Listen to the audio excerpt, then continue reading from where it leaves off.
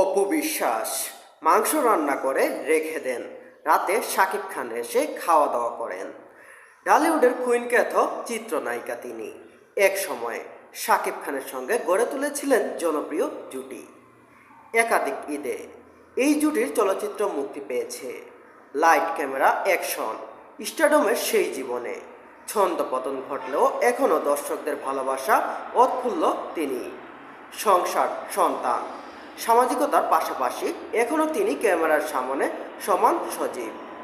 Rising TV Eid আয়োজনে অপু বিশ্বাসের সাক্ষাৎকার নিয়েছিলেন জান্নাত।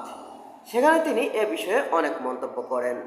অপু বিশ্বাস: মূলত আব্রাহামের জন্মের পর থেকেই আমি নিয়মিত কুরবানি দিচ্ছি। তবে এর আগেও আমি কুরবানি দিয়েছি, কারণ আমার সঙ্গে যারা কাজ করেছে বা যারা আমার সঙ্গে থাকে, বাস্তবতার কারণে তাদের তাদের ছুটি দেওয়া হয়ে উঠত না। ফলে তারা কুরবানির দিন নিজের মতো করে কুরবানি করার সুযোগ খুব একটা পায় না। তাদের কথা বিবেচনা করেই আমি সুযোগ সুবিধা মতো কুরবানি দেই। তবে আমি খাসি কুরবানি দেই, সংখ্যাটা বলবো না, কারণ এসব নিয়ে অনেক সময় সামাজিক যোগাযোগ মাধ্যমে আলোচনা হয়ে থাকে।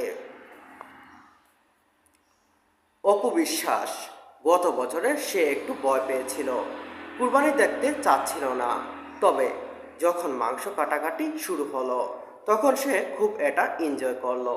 আমি তাকে ছোট্ট ছোট্ট কাজ দিচ্ছিলাম, যেমন বোল নিয়ে উপরে রেখে আসা, মাংস নেওয়া বা এটা ওটা করা। এসব সে খুব উপভোগ করছিল। বিশেষ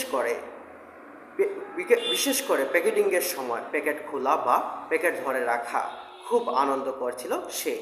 এবছরে 2 দিন আগে থেকেই সে বলছে গরু কিনবে, কিন্তু কুরবানি করবে না, কারণ মায়া লাগে।